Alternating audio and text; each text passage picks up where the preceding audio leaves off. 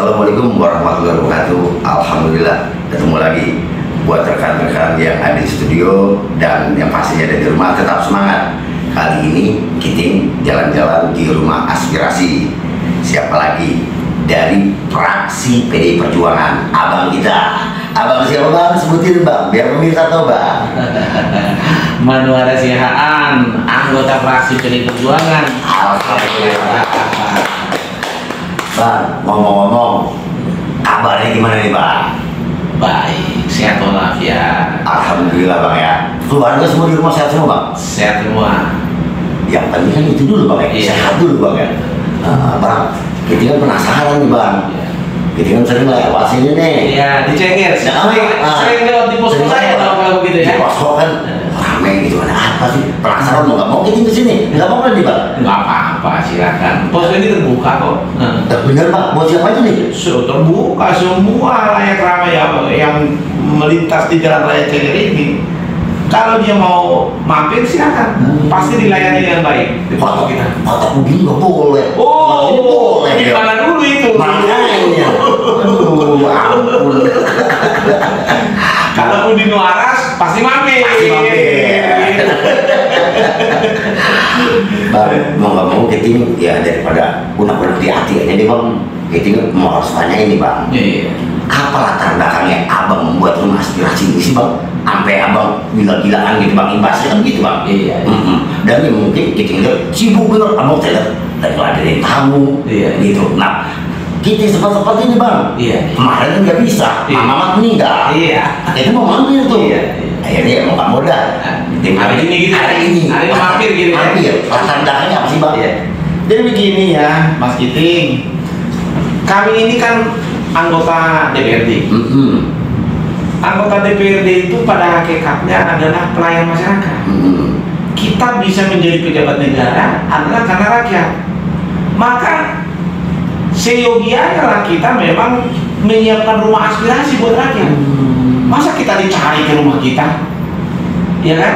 Harus ada rumah aspirasi yang khusus untuk melayani mereka, di mana bisa mereka datang, berkunjung, bersilaturahmi, sampai dengan menyampaikan unek-unek mereka kepada pemerintah, ya, harapan-harapan mereka kepada pemerintah, pelayanan-pelayanan pemerintah yang belum tuntas mereka rasakan, urusan-urusan kepada pemerintah yang belum selesai, yang terganjal karena birokrasi. Nah, disinilah tempatnya.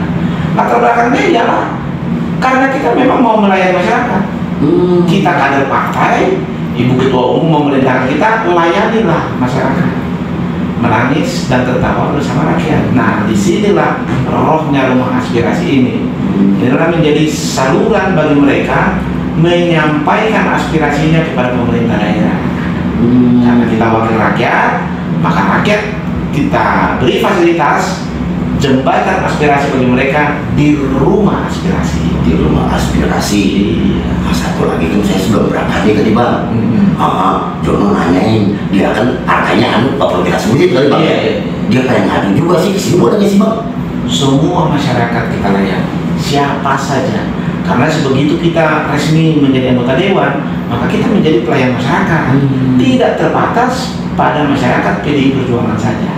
Saya kan memang wakil masyarakat dari Partai PDI Perjuangan, tetapi dalam praktek pelaksanaan pemerintahan daerah, saya melayani seluruh lapisan masyarakat. Dan harapan kami secara implisit adalah jika semua masyarakat yang belum mengenal PDI Perjuangan, itulah kesempatan memperkenalkan PDI Perjuangan kepada mereka. Seperti itu. Buat rekan-rekan di studio dan di rumah, pokoknya ada apa-apa ngadu aja langsung ketua fraksi dari PDI Perjuangan nih. Aku bantu nggak? Bukan ketua. Oh, bukan ketua. Anggota fraksi. Nanti ketua saya bisa ngomelin saya kalau begitu. Malu bang Jono. Belum sampai kami kopi kita ini jadi ngaco dikit.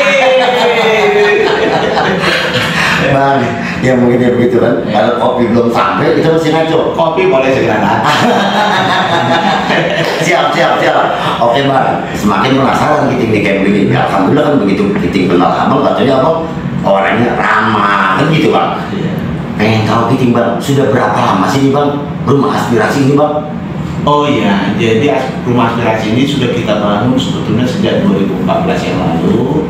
Pada periode pertama saya menjadi anggota dewan. Ini sekarang kan saya menjalani periode kedua. Ya, jadi sudah kurang lebih 8 tahun lah. 8 tahun ya? Ya, jadi berbagai masyarakat, berbagai pengaduan masyarakat sudah kita tangani. Sampai masalah-masalah hukum masyarakat kita tangani sih.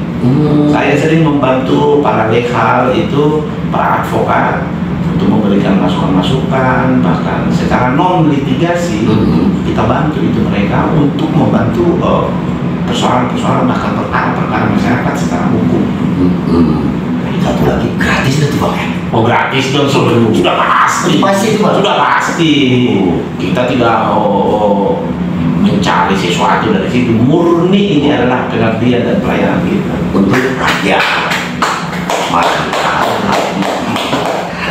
Kalau misalnya Mas Kiting ada warganya yang ada kesulitan pelayanan kepada pemerintah daerah, datang ya. Tahu sini berbondong-bondong. Tanpa mereka harus datang ya. Tidak perlu bagi ya. kita betul-betul Indonesia. Nah itu intinya. Kita melayani seluruh warga masyarakat khususnya yang ada di daerah Jakarta. Wah, cakep banget emang. Pak, nggak rugi kita ini kenal Abang nih. Satu lagi Bang, itu kan tadi dunia hukum nih Bang. Kalau yang bermasalah begini, begitu bisa ngadu di sini. Kalau pemuda saya kan banyak yang main gitar aja. Oh Bang. iya. Meeting tuh ada nggak keterampilan lain? Oh pelatihan maksudnya? Pelatihan. Ada. Contohnya Bang? Kami itu bekerja sama dengan pusat pelayanan pengembangan tenaga kerja daerah. PPKD dan BLK Dinas Tenaga Kerja. Ada 13 modul di situ pelatihan. Mulai daripada pelatihan otomotif, pelatihan apa itu ya AC itu ya, reguler segitu ya. Servis AC, sablon, tata boga, tata rias, jahit menjahit, pelatihan di bidang restoran, pelayanan restoran itu ya. Sampai dengan yang barista yang menjadi pelayan kopi yang cakap meracik kopi gitu ya. Sekarang kan produk kopi Indonesia ini kan sudah mendunia ini ya. Dan outlet kopi di kota ini wah luar biasa banyak tenaga kerja di situ dibutuhkan. Nah, pusat pelatihan tenaga kerja daerah melatih ada namanya satu keterampilan barista namanya untuk menjadi terampil meracik kopi, menyajikan kopi, melayani para penikmat peminum kopi. Nah, banyak tuh yang dilatih di sana sudah dipakai di Starbucks ya. Banyak tuh. Berarti dengan adanya rumah aspirasi manfaatnya untuk masyarakat khususnya di wilayah sini banyak sekali Bang ya. Jadi caranya begini Bang, kalau memang ada itu kelompok pemuda ya, kalau memang ada, saya minta tolong ke Abang sampaikan ke pemuda karang taruna kita yang sudah selesai misalnya pendidikan SMTA, SMK gitu ya. Apabila keterampilannya itu minatnya di bidang otomotif, ya kumpulkan mereka 10 orang saja. Ya 10 orang saja bisa kita rekomendasikan supaya mereka ikut modul pelatihan otomotif di pusat pelatihan tenaga kerja atau di BLK yang mana pada saat itu mungkin modul itu masih tersedia gitu loh. Karena kan itu dilakukan per angkatan. Maka jauh-jauh hari lapor ke kita langsung rekomendasikan supaya mereka menjadi peserta pelatihan. Ada misalnya ibu-ibu yang minat di dalam tata boga atau tata rias ya, boleh.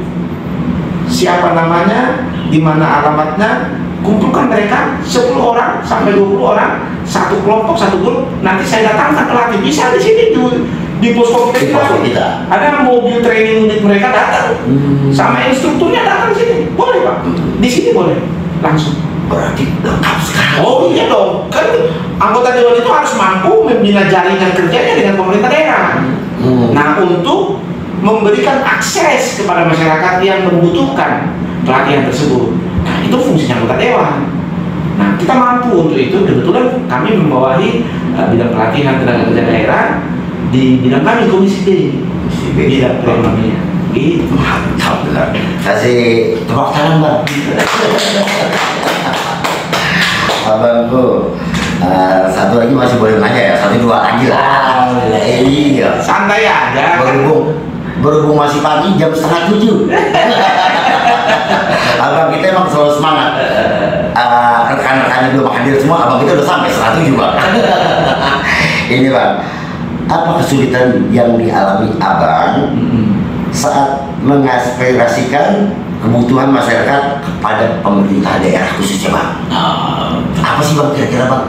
Begini, namanya memang pelayanan yang terkait dengan instansi pemerintahan. Disinilah fungsi koordinasinya itu harus bisa kita jalankan dengan lancar. Ya, sinergitasnya itu bisa kita jalankan, kita bina dengan pemerintah daerah. Saya kan sebetulnya legislatif daerah. Legislatif itu berbeda fungsinya dengan eksekutif. Tetapi ketika mengartikulasikan kebutuhan rakyat ini, maka hubungan kerja antara legislatif dan eksekutif itu harus terjadi dengan baik. Apakah serta-merta selalu mulus? Tidak serta-merta. Ada saja masalah. Masalahnya adalah ketika misalnya instansi terkait itu tidak segera merespons apa yang sudah kita sampaikan. Nah, ini permasalahan yang sering terjadi. Responnya itu kurang cepat, kurang tanggap, sehingga permasalahan di masyarakat itu bisa tertahan sedemikian lama, berlarut-larut, dan menjadi kalau boleh dikatakan bisa menjadi bola panas. Karena rakyat ini kan perlu jawaban yang pasti, perlu saluran yang pasti pemecahan masalah mereka. Nah, yang kedua, kadang-kadang masalahnya itu adalah ketika permohonan masyarakat itu harus didukung dengan APBD atau program pemerintah yang berbasis APBD. Nah, sirkulasinya ini kan 1 kali 1 tahun, ya, melalui proses pengusulan anggaran, ya, mekanisme anggaran, pembahasan anggaran sampai dengan persetujuan APBD. Sementara masyarakat itu perlu jawaban realisasi yang cepat. Nah, ini masalahnya. Kan kalau pemerintah ini bertindak harus sesuai aturan. Tidak bisa dia bertindak di luar aturan yang berlaku, apalagi dalam pengalokasian anggaran. Misalnya untuk pembangunan jalan, pembangunan saluran, ya, taman, misalnya lampu jalan. Nah, ini kan harus terkait dengan proses mekanisme APBD. Nah, oleh karena itu kami selalu memberitahu kepada masyarakat, nah, permohonan ini harus diusulkan melalui musrenbang misalnya. Apabila musrenbang tidak sempat mengakomodasikan, maka kami langsung bisa mengusulkan ini pada pembahasan rencana kerja pemerintah daerah, namanya RKPD. Nah, RKPD inilah, rencana kerja pemerintah daerah inilah yang menjadi pintu masuk kepada usulan-usulan aspirasi masyarakat itu untuk dianggarkan berbasis APBD. Nah, pada tahun berikutnya ketika alokasi anggaran APBD sudah disetujui, itu menjadi program pemerintah daerah dan pembangunan itu direalisasikan. Nah, kira-kira begitulah suka-dukanya, ya, kendala-kendala kadang-kadang yang tidak bisa mendapat respon segera dari pemerintah daerah dianggap oleh masyarakat seolah-olah kita tidak peduli, karena memang rakyat ini kan pengennya cepat, seperti makan cabai, ya, langsung digigit, nah beres, gitu kan. Nah, sementara pemerintahan nggak bisa begitu, gitu kan. Oke, itu kan tadi Bang, kalau kita tangkap lebih pada kedukaannya. Sukanya kira-kira ada nggak sih Bang? Oh, jelas dong, ketika program itu sudah langsung disambut oleh pemerintah daerah dan segera direalisasikan. Nah, rakyat itu gembira tuh. Wah, Baru bener tuh, ini anggota Dewan yang benar, nah gitu. Gitu. Seperti kemarin kami bantu ada penyandang disabilitas. Ya, ini true story, ada orangnya. Sebetulnya kalau sempat tadinya kita hadirkan dia memberi testimoni. Cuman kan tadi udah bilang, telepon tadi pas pagi. Ragunan. Nah, jadi dia kita bantulah masuk di daftar DTKS namanya, data terpadu kesejahteraan sosial. Lalu diusulkan secara berjenjang sampai kepada dinas sosial, dan dia mendapat kartu disabilitas. Kartu disabilitas itu mendapat bantuan uang dari pemerintah daerah, keringanan berobat, dan kemana-mana dia mendapat fasilitas keringanan dari pemerintah daerah. Nah, hal yang sama juga kartu lansia yang sudah dicanangkan oleh pemerintah daerah. Kami banyak membantu mereka yang lansia-lansia yang kebetulan secara ekonomi dia tidak berkemampuan. Pemerintah daerah membantu mereka, memberikan anggaran 400.000 tiap bulan, sehingga ini bisa menolong para orang tua kita yang sudah renta, yang sudah jompo. Kami juga bantu mereka untuk diklasifikasikan masuk ke dalam data terpadu kesejahteraan sosial. Nah disinilah sebetulnya kita dengan RT, RW, kelurahan bekerja sama, lalu itu nanti datanya masuk kepada dinas sosial, diverifikasi. Ketika hasil verifikasi itu menunjukkan kelayakan, maka dia diberikan. Jadi gini, bang, satu lagi kembali yang tadi lansia tadi ini bang, karena saya alami ada tetangga saya tuh, umurnya sudah lumayan, sekitar 80. Oh iya, tapi dia belum mendapatkan yang tadi kartu lansia. Kira-kira itu kita suruh kesini atau gimana bang? Atau datanya kita ambil aja? Iya, datanya boleh beritahu, nanti dia meminta surat keterangan tidak mampu dari RT-nya. Lalu nanti kami akan koordinasikan ke kelurahan setempat supaya data dia diinput sebagai data terpadu kesejahteraan sosial. Setelah datanya diinput di sana dan memang kebenarannya dia tidak mampu, maka wajiblah pemerintah daerah memberi perhatian kepada orang tua kita itu. Jadi mekanisme pertama adalah data daripada orang tua tersebut, KTP dan KK-nya, kemudian dia oleh RT diberi surat keterangan tidak mampu, lalu itu didaftarkan. Sebetulnya secara otomatis RT yang bersangkutan sudah harus mendaftarkan itu, akan tetapi bisa saja terlewatkan ya, terlewatkan. Lalu kita masukkan kembali ke kelurahan dengan surat pengantar dari kita. Karena daerah kita adalah termasuk lubang buaya, ya boleh Pak, silakan datanya bawa, nanti mungkin ada perwakilan keluarganya menceritakan kondisi real daripada orang tua kita itu. Boleh Pak? Boleh ya, tinggal bawa KTP aja dan surat keterangan tidak mampu dari RT ya, siap. Mantap, jadi jelas kalau kayak gini ya. Itu jelas. Kita memberi informasi yang jelas kepada masyarakat dong. Jangan setengah-setengah. Harus paham betul juga kita menjalankan mekanisme administrasi itu. Kalau anggota dewan sendiri tidak paham betul menjalankan administrasi itu, karena itu SOP-nya sudah ada, keliru nanti dipikirnya macet di mana. Benar Pak. Mungkin kita mungkin ini nambah lagi deh, abangku ini penasaran terus bahwa begitu ketemu abang jadi banyak ilmu kita ini. Iya kan gitu, nambah kamu dia kan gitu bang. Ya harus tambah pintar dong, tambah pintar. Iya gitu. Pokoknya buat saudara-saudaraku rugi kalau yang nggak hadir ke rumah aspirasi. Tepatnya di mana bang? Jalan Raya Ceger nomor 27A, pinggir Jalan Raya Besar. Mantap. Satu lagi abangku, harapannya ke depan apa sih bang?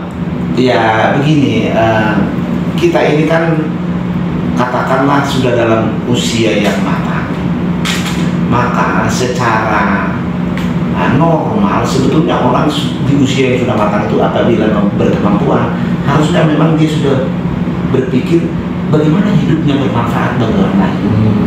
Nah jadi kalau saya ini sebetulnya mencoba merealisasikan kemanfaatan keberadaan saya kepada rakyat. Maka rumah aspirasi ini kita bentuk sebagai wahana membantu masyarakat. Nah harapannya apa ya? Harapannya ya jelas, hidup kita ini menjadi hidup yang bermanfaat bagi orang, lalu dirasakan secara nyata oleh orang, lalu mereka menjadi bersukacita. Ada orang yang peduli bagi mereka. Sekarang mencari orang yang peduli bagi mereka susah,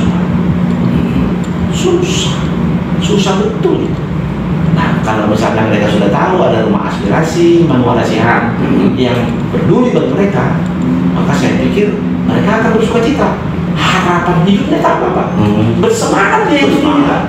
Dia merasakan bahwa memang Indonesia ini sudah merdeka, merasakan adanya pemerintahan, ya kan, merasakan manfaat pemerintahan ini melalui manual nasihat kepada dirinya. Kan dia bangga Pak. Benar. Ya kan, ibarat kata yang tadinya dia sudah lesu, tidak bersemangat lagi hidup, dengan adanya ini harapan kita tetap bersemangat. Umumnya panjang Pak. Benar.